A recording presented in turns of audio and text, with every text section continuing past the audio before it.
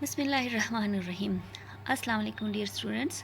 I'm your teacher Miss Fatma Hamid from Tanzim Naslainau High School's network.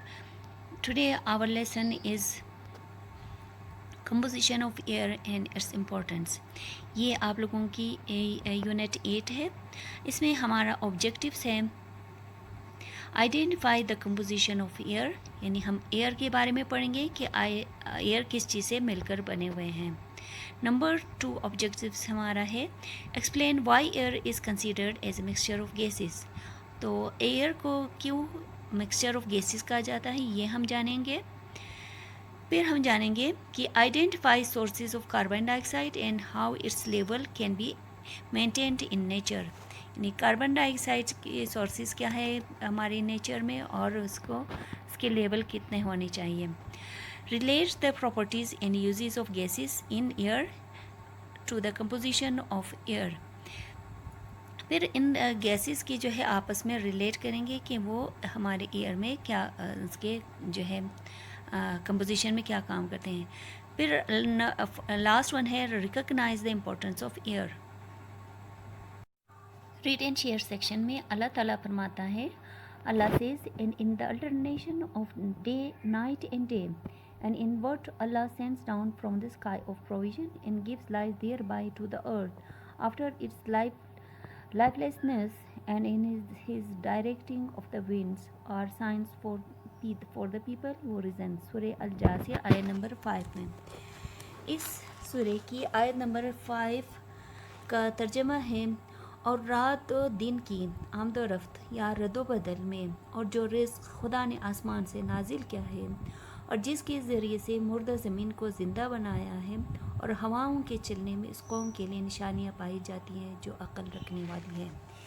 यानी इस आयत से हमें क्या सबक मिलता है कि सब कुछ, यानी जो दिन और रात की जो रद्दबदल है, जब जैसे दिन आता है और फिर उसके बाद रात आती है, इस तरह फिर दोबारा दिन आ जाता है, इन सब के रद्दबदल में अल्लाह ताला का हाथ है. और जो है अल्लाह ताला जो रिज़्क़ वग़ैरह जो रिज़्क़ आसमान से नाजिल किया है, इसका मतलब है कि अल्लाह ताला ने जो आसमान से जो बारिश वग़ैरह जो बरसाते हैं और ज़मीन पर जो उस बारिश की वजह से मुर्दा ज़मीन में जो जान पड़ती है, यानी जो दरख्त से ज़मीन से उस पानी को जज़्ब करके हासिल करते हैं, तो उस मुर्दा ज़मीन में जान पड़ जाती है. और जब हवाएं चलती हैं तो इसका मतलब है कि ये सारी की सारी चीज़ें उन लोगों के लिए निशानियाँ हैं जो अक्ल रखते हैं, यानी ये सारी की चीज़ें हमें अल्लाह ताला की कुदरत और हिकमत की निशानियाँ बताते हैं. अच्छा, अब आते हैं कि एटमॉस्फेयर ऑफ द अर्थ की तरफ. कि एटमॉस्फेयर क्या है. It extends up to 600 to it extends to. प्यार बच्चों, जैसा कि आपको पता है कि हमारी फ़िज़ा में हवा मौजूद है. इसकी प्रेजेंस या मौजूदगी को हम हवा के चलने से महसूस करते हैं. जब हवा चलती है तो हमें ठंडक या बाज़ औक़ात गर्मी की लहर महसूस होती है, और जब हवा नहीं चलती है तो हमें हब्स या घुटन का एहसास होता है. जैसा कि आप इस बैलून के ज़रिए भी महसूस कर सकते हैं. ये आप एक बैलून देख रहे हैं जो हवा से भरी हुई है. अगर हम इसके नोज़ल को छोड़ दें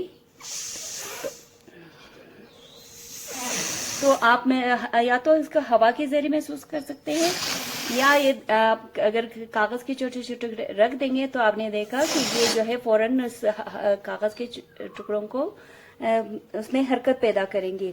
तो यानी हवा इस बैलून से निकलती हुई महसूस होंगे. ठीक इसी तरह जब हमारी फ़िज़ा में हवा चलती है तो दरख्तों के पत्ते हिलने लगते हैं, उसमें हरकत पैदा होती है. ये फ़िज़ा, ये हवा जो है हमारे लिए अल्लाह ताला की बड़ी नेमतों में से एक है, जो बज़ाहिर हमें नज़र नहीं आता, लेकिन ये हम इसको महसूस कर सकते हैं क्योंकि ये इनविजिबल होता है और इसकी जो है बहुत ज़िंदगियाँ जो है इसकी मरहूनी मिन्नत होती है। अगर ये ना होते तो हम इसको सांस नहीं ले सकते। यानी हम हवा को तो ना तो टच सकते हैं ना पकड़ सकते हैं, लेकिन सिर्फ इसको महसूस कर सकते हैं।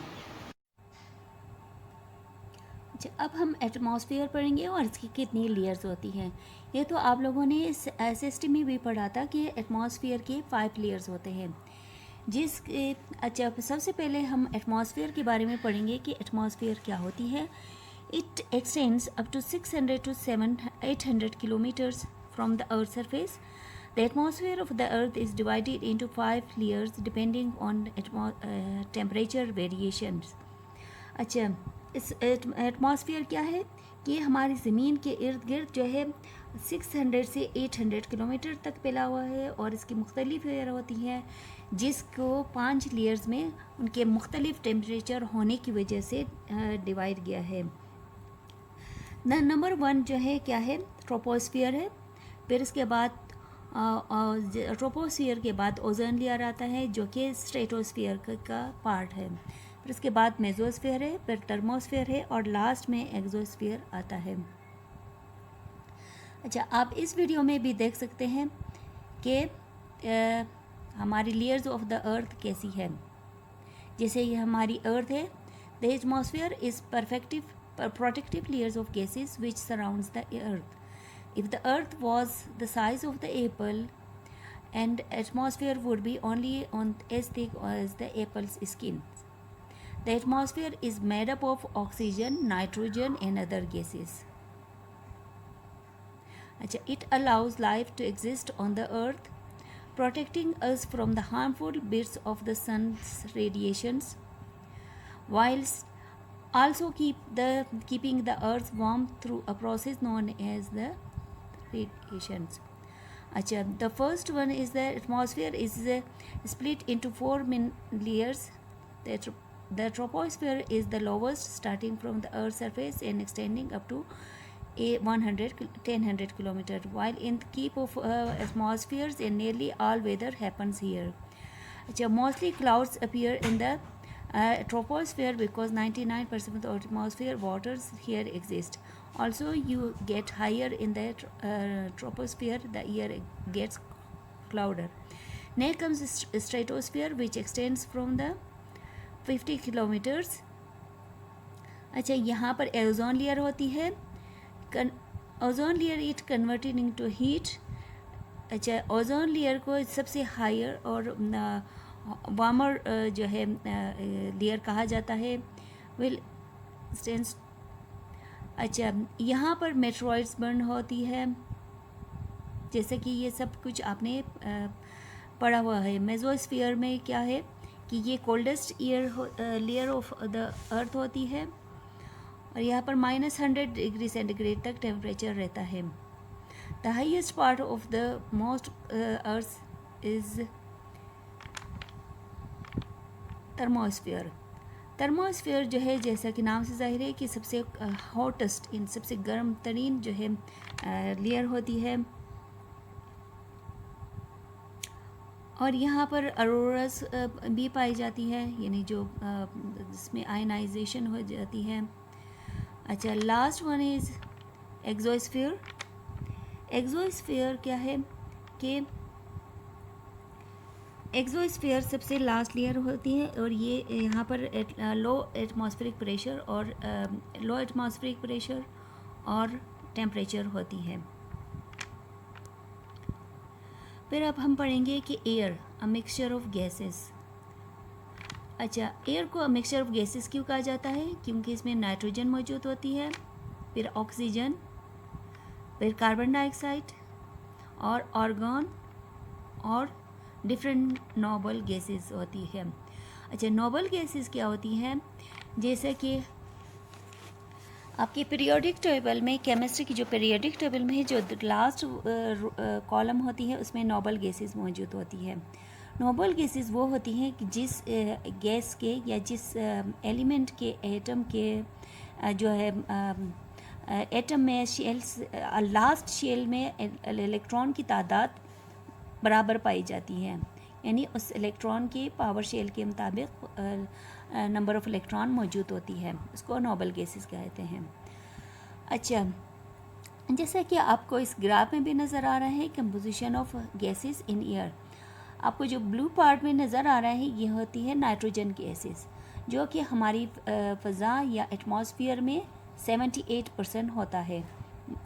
जो रेड लाइन में जो रेड पोर्शन है इस पाई चार्ट की वो है 21%, जो कि कौन सा गैस है, ऑक्सीजन गैस है। अच्छा, कार्बन डाइऑक्साइड गैस जो है ये ग्रीन कलर में दिखाया गया है, जो कि बहुत ही कम है, बहुत ही बारीक, तो इसलिए नज़र नहीं आ रहा। तो ये है तकरीबन 0.93 या 1% जो है कार्बन डाइऑक्साइड मौजूद होती है हमारी हवा में या फ़िज़ा में। अच्छा, 0.03% जो है वो आर्गन और दूसरे नोबल गैसेस मौजूद होती हैं। अच्छा, अब हम जो है पढ़ेंगे कि other particles in the air, दूसरे कौन से पार्टिकल्स होती है, वो एक है वाटर वेपर, दूसरा है डस्ट पार्टिकल्स और तीसरी है स्मोक। ये सारी की सारी चीज़ें हमारे हवा में मौजूद होती हैं। वाटर वेपर जब किसी भी हवा में मौजूद होती है तो उस हवा उस हवा में ह्यूमिडिटी पैदा हो जाती है। ह्यूमिडिटी क्या है, the amount of water present in the air, जो कि इस हवा को नम आलूद कर देता है, यानी उसमें नमी पाई जाती है, तो उस हवा को हम ह्यूमिडिटी कहते हैं। अच्छा, ह्यूमिड एयर भी कहेंगे। अच्छा, the amount of water vapour in the air also varies depending on environmental conditions, that is temperature and pressure. अच्छा, जिन इलाक़ों में अमाउंट ऑफ एयर वाटर जो है डिफरेंट होती है, वो क्यों, क्योंकि वो उस इलाके की जो है टेम्परेचर और हवा की जो है प्रेशर की वजह से जो डिफरेंट कंडीशन होती है उसी के मुताबिक ही उसमें ह्यूमिडिटी की लेवल कम या ज़्यादा होती है। अच्छा, अब जो है द प्लेसेस वेयर, जो इलाक़े यानी दो सतह समंदर के करीब होती हैं या बिल्कुल ही के आसपास मौजूद होती हैं, तो वहाँ पर जो है ह्यूमिडिटी बहुत ज़्यादा होती है।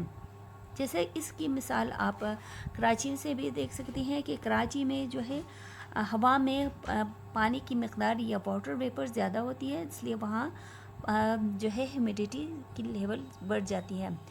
अच्छा, ह्यूमिडिटी जो है कोयटा में, हमारी कोयटा सिटी में बहुत कम होती है, तभी तो हमारी हवा खुश्क होती है। अच्छा, जब हवा में ह्यूमिडिटी बढ़ जाती है तो ऊपर फ़ज़ा में बादल की शक्ल इख्तियार करती है, जिसके नतीजे में बारिश होती है। अब डस्ट और स्मोक पार्टिकल्स की जब बात करते हैं तो डस्ट और स्मोक पार्टिकल्स जो है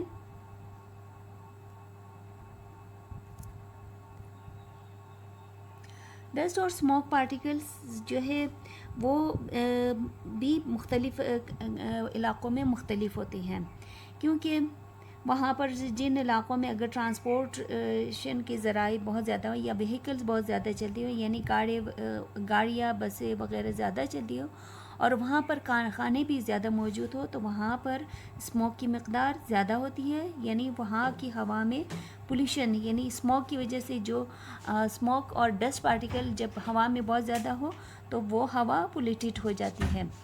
इसी तरह जिन इलाक़ों में आतिशफ़िशा के जो पहाड़ होते हैं या ज़िलज़िले वगैरह मौजूद होते हैं, वहाँ पर डस्ट पार्टिकल्स उस हवा में बहुत ज़्यादा मौजूद होते हैं।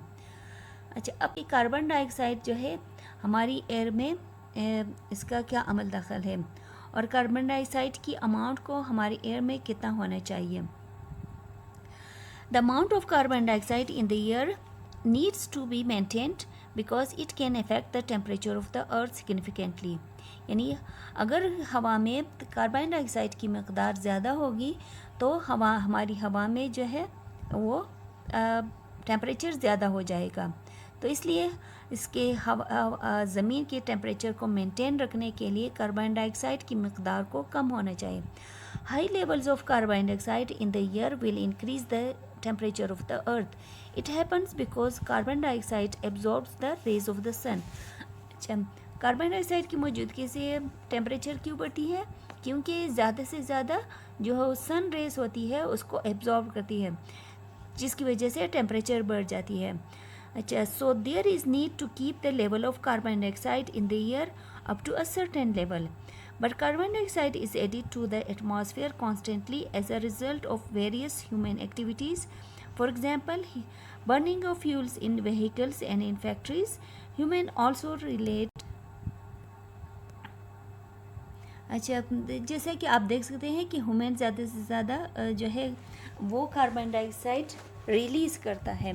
यानी अगर एक कार्बन डाइऑक्साइड की लेवल जो है फ़ज़ा में ज़्यादा होने की एक वजह ये भी होती है कि अगर पॉपुलेशन की मकदार ज़्यादा होंगी, जितने ज़्यादा लोग होंगे, जितने ज़्यादा नफूस इस अर्थ में मौजूद होंगे, वो इतने ज़्यादा कार्बन डाइऑक्साइड खारिज करेंगे, जिसकी वजह से टेम्परेचर बढ़ जाएंगे।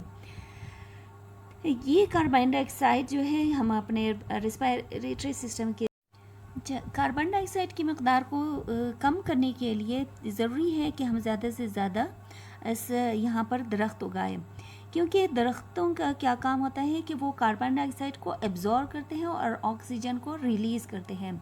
जैसा कि आप देख सकते हैं कि दिन के वक्त जो है वो कार्बन डाइऑक्साइड एब्जॉर्ब हो रहा है और जो है रात के वक्त वो रिलीज़ हो रहा है, यानी बिल्कुल रिवर्स होता है। दिन के वक्त जो है ऑक्सीजन जो है प्रोड्यूस करता है दरख्त और जो है कार्बन डाइऑक्साइड को एब्जॉर्ब करता है, जबकि रात को ऑक्सीजन एब्जॉर्ब करता है और कार्बन डाइऑक्साइड खारिज करता है। जी, इसी वजह से दरख्तों के होने की वजह से हमारी फ़िज़ा या हमारे ज़मीन की जो टेम्परेचर है वो मेंटेन रहता है। तो इसलिए हमें चाहिए कि ज़्यादा से ज़्यादा दरख्त उगाए ताकि हमारी ज़मीन की जो है टेम्परेचर बराबर रहे। अच्छा, we should in order to keep the amount of carbon dioxide up to a safe level, we need to plant more trees, as trees use these gases to prepare their food. We should also minimize the consumption of fuel and stop cutting trees. अच्छा, इसी तरह हमें जो transportation के ज़राए जो कारखाने वगैरह हैं, यानी जो फ्यूल जो ज़्यादा से ज़्यादा जैसे फ्यूल कंज्यूमशन ज़्यादा होंगी उतने ही ज़्यादा कार्बन डाइऑक्साइड हमारे इन्वायरमेंट में ज़्यादा होंगे। तो इसलिए इसकी कंज्यूमशन को यानी इसके इस्तेमाल को कम से कम करना चाहिए। No matter what all gases that make up air have unique properties in air are important for living. अच्छा, इसी तरह कार्बन डाइऑक्साइड की जो है मुख्तलिफ होने की मकदार कम होने की वजह से हम अपने ज़मीन को सेफ भी कर सकते हैं।